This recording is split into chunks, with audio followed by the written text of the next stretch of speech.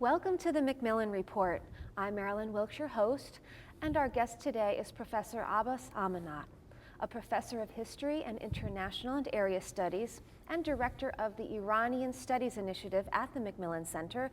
Professor Amanat's teaching and research interests include modern Iran and the Middle East, Shi'ism, and apocalypticism. He has written several publications, including Pivot of the Universe and Resurrection and Renewal.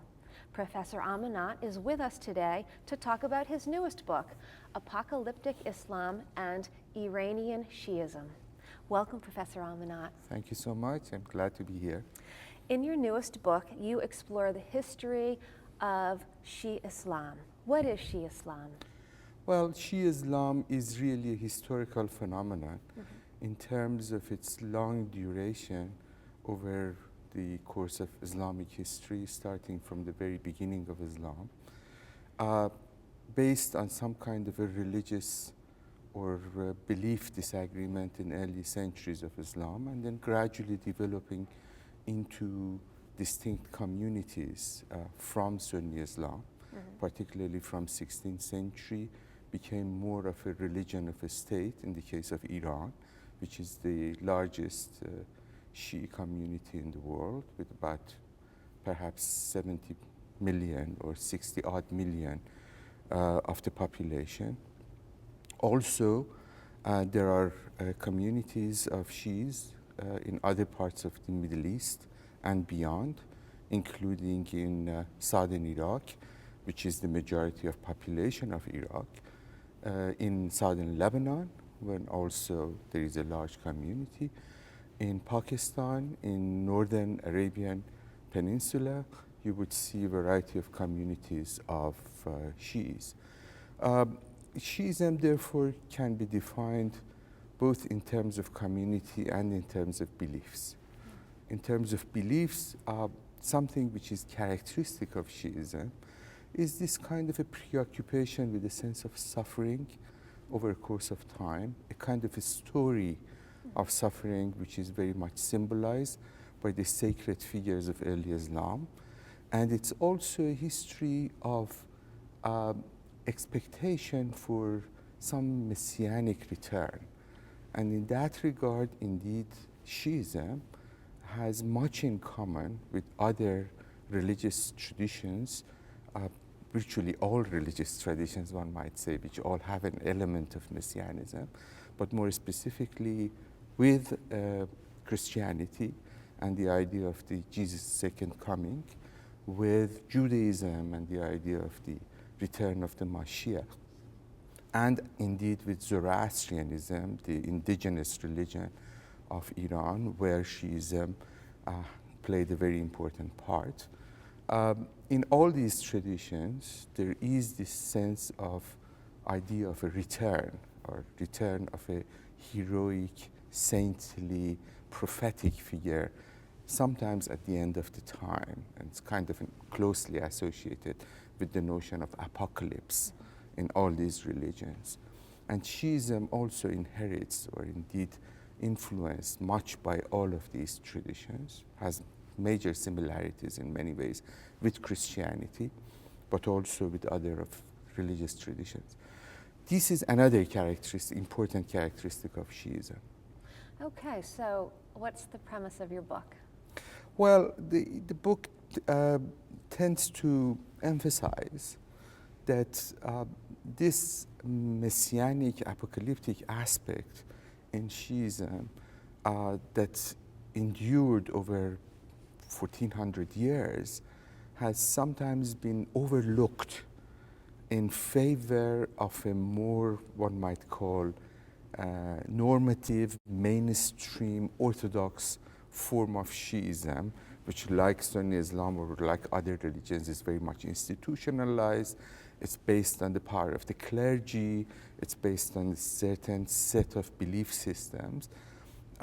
This kind of alternative way of looking at religion, this way of looking at religion is a kind of a desire for a messianic return, has often been less studied, and the purpose of the book, therefore, is to try to show over a course of time how this has developed, how this tendency has developed within Islam and more specifically within Shi'ism.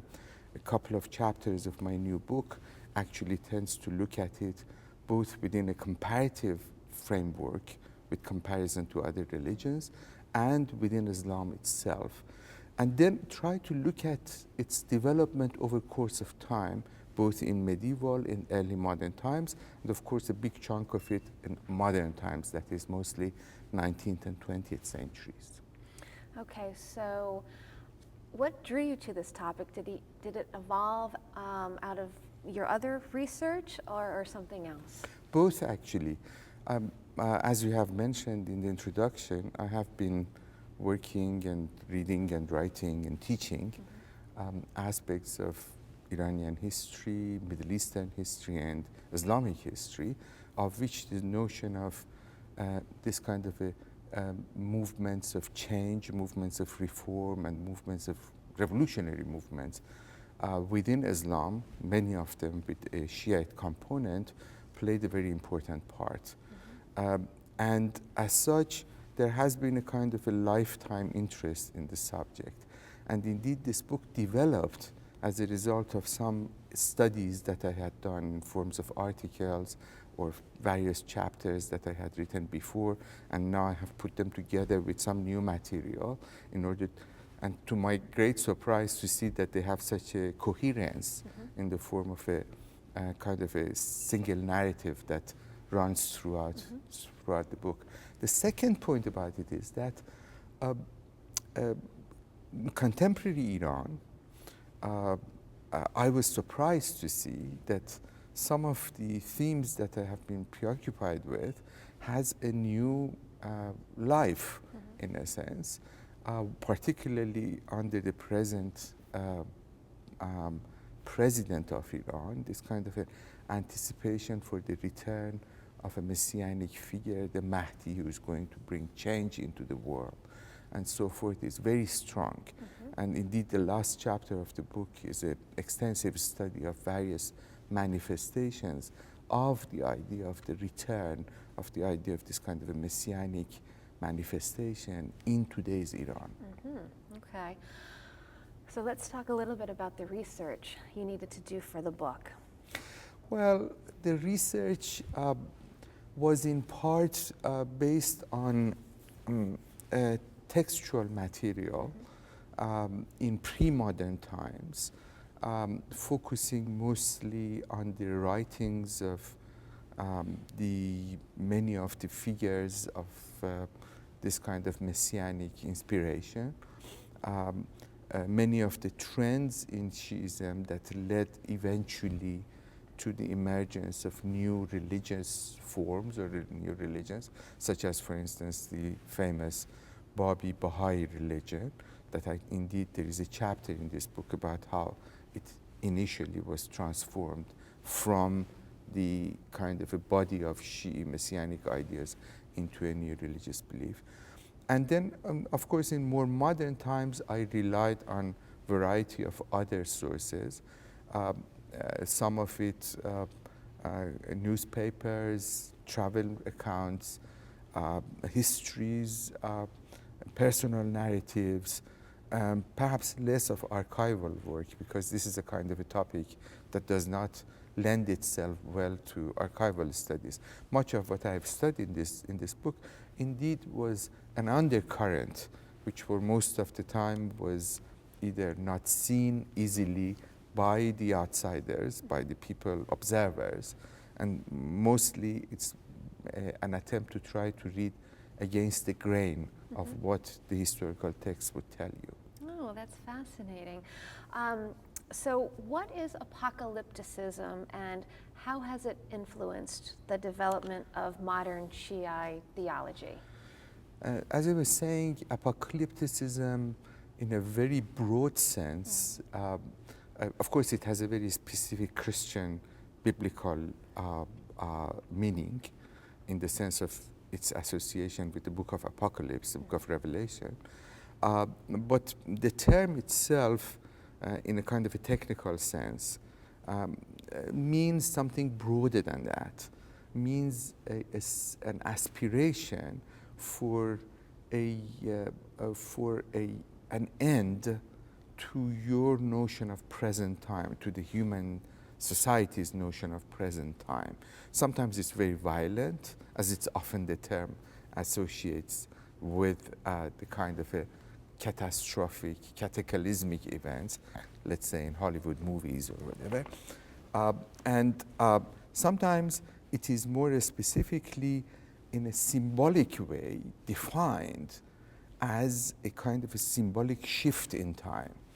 Therefore, the end of an era, an end of an epoch, and the beginning of a new epoch is what it's indeed desired by this apocalyptic change.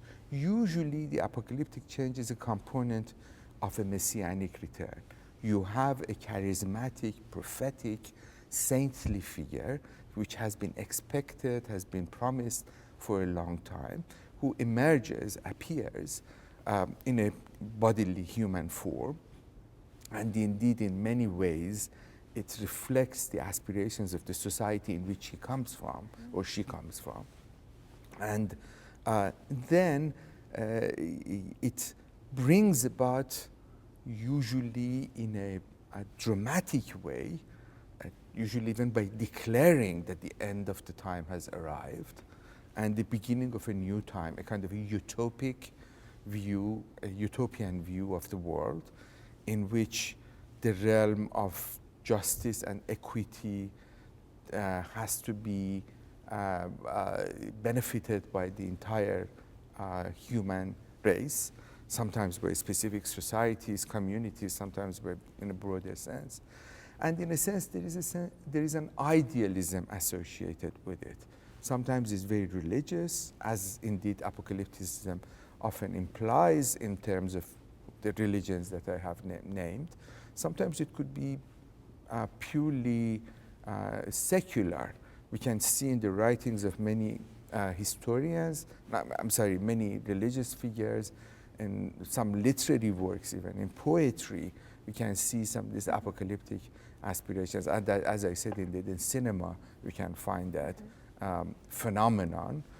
So it's something that seems to have been very deeply ingrained with human nature, to try to see a moment of shift from one pattern of life to another. Okay. So what, in doing the research, did you find most surprising? Well, perhaps the most surprising for me was the re-emergence, basically, of these ideas, which to us as historians or scholars seem to be purely a historical phenomenon that you would not expect in a modern, or rather postmodern societies of today to re-emerge. And I was very surprised to see, in a sense, despite all years of following these trends in today's Iran, to try to see that they are re-emerging, not only with most recent episode, but indeed you can see, look at the Iranian Islamic Revolution of 1979, as I have argued in my book, as indeed a very much a messianic phenomenon. With Ayatollah Khomeini, the leader of the revolution, is really a kind of prophetic figure that in many ways manifests or reflects this kind of a characteristic of a messianic figure.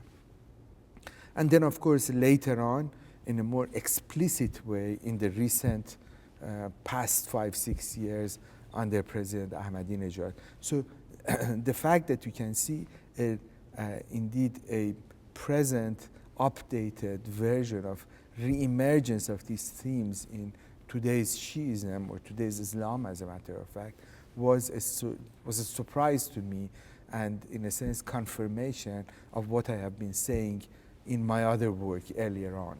So do you have a sense of why that is happening? Sure. As I was pointing out, apocalyptic or messianic aspirations is a very complex phenomenon, and it can be attributed in part to the fact that we are at the end of the third decade of an Islamic revolution, speaking specifically in the case of Iran, And there is a sense of disillusionment with what the revolution had promised and never provided. There was this great enthusiasm in the early years of the revolution, the years of the first decade basically, under Ayatollah Khomeini himself, that he would bring an ideal Islamic society into this world. Then there was a very traumatic period of 8 years of war with Iraq, which in a sense by itself was very apocalyptic in its nature, like the First World War, which many historians would indeed claim aspired and created this sense of disillusionment, this sense of end, this sense of total break from the norms of the society. And in this case of the Iran-Iraq war, you can find the same phenomenon. And then after that, for about 10, 15 years, a promise for the emergence of a more open society, particularly under President Khatami. There was this great promise that the Islamic Revolution is eventually going to be to accept the world outside and try to come to terms with the world, a more reformist vision of revolution. And that also failed in a sense, or never really managed to transform the Iranian society. And therefore, the third phase is what we are witnessing today, which tends to promise going back again to the expectations for a better society, expectations for coming of a figure that is going to bring about change and eventually materialize what has been promised. So one can, in a few words, in a nutshell, can regard this as a reflection of the trauma of disillusionment of the Islamic Revolution. Fascinating. Thank you very much for being here with us today and sharing some of your work. Thank you. For more information about Professor Amanat and his newest book, please visit our website at yale.edu/MacMillan Report. Be sure to join us again for another episode of the MacMillan Report, made possible through funding from the Whitney and Betty MacMillan Center for International and Area Studies at Yale.